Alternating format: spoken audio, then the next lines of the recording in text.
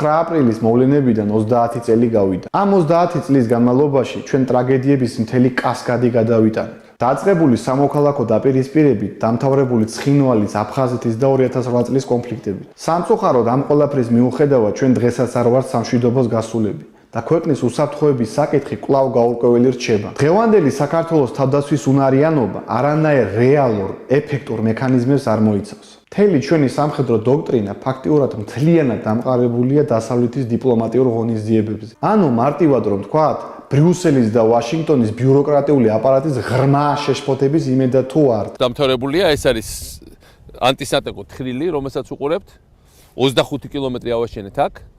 და დარჩენილი არის სულ რამდენიმე კილომეტრი. ვერც სააკაშვილის გენიალური ორმო და ვერც თინა ხიდაშელის თავდაცვის მინისტრობის პერიოდში გატარებული გენდერული რეფორმები და ვერც ჯარის საერთაშორისო მისიებში დაქირავებულ მებრძოლებად გაგზავნის ფაქტი ვერ უზრუნველყოფს აგრესიისაგან ეფექტურ დაცვას. რადგან პრობლემების მიზეზი კომპლექსურია და მნიშვნელოვან წილად ქვეყანაში დამკვიდრებული უნარო იდეოლოგიური პლატფორმიდან გამომდინარეობს. საქმე არის იმაში, რომ ჩვენ უნდა შევქმნათ ქვეყანა, რომელიც გახდება ძმაკაცი კარგი ქვეყნების, ხო?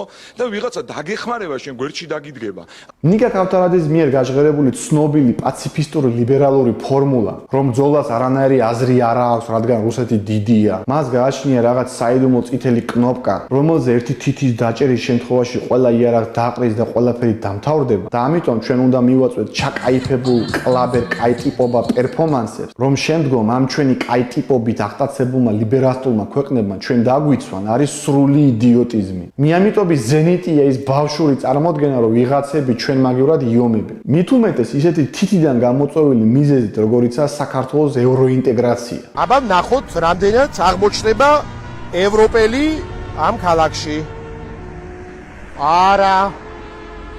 ჩამი არა. 21 საუკუნე თავისი ტექნოლოგიური პროგრესი და ინფორმაციული გლობალიზმით უნიკალურია. იმპერიებს, რომლებსაც ოდესღაც შეეძლოთ ერთ ბრძოლაში მილიონამდე კაცი დაეკარგათ და ომი მაინც გაეგზელებინათ, დღეს უკვე მცირე ადამიანური რესურსის მობილიზებაც უძნელდება. თანამედროვე საზოგადოებაში ინდივიდუალური ინტერესების უმთავრეს ფასეულობად გამოცხადება იმ დონემდეა მისული, რომ აგრესორ ქვეყნებს სულ უფრო და უფრო უჭირთ საკუთარი მოსახლეობის მართვა და კონტროლი. წარსულს ჩაბარდა ის ეპოქა, როდესაც მიზნის მისაღწევად ნებისმიერი მსხვერპლის გაღება იყო შესაძლებელი. ამ შემთხვევაში გამონაკლისი არც რუსეთია, სადაც მიუხედავად ავტორიტარული მმართველობისა, საზოგადოებაში პოლიტიკური დღის წესრიგი მაინც ლიბერალურ რელსებზე გადადის. რუსი, რომელმაც 80 წლის წინ მილიონამდე მებრძოლი დაკარგა სტალინგრადის ნანგრევებში და მაინც მოახერხა ომის გაგრძელება, დღეს ჩეჩნეთის დასაპყრობად რამოდენიმე ათასი ჯარისკაცის სიცოცხლეზე ყოფნავს. ამ მოცემულობის გათვალისწინებით საქართველოს ზომის და რესურსების მქონე ქვეყნებსაც გაუჩნდათ შესაძლებლობა საკუთარი უსაფრთხოების პრობლემა თავადვე გადაწყვიტონ.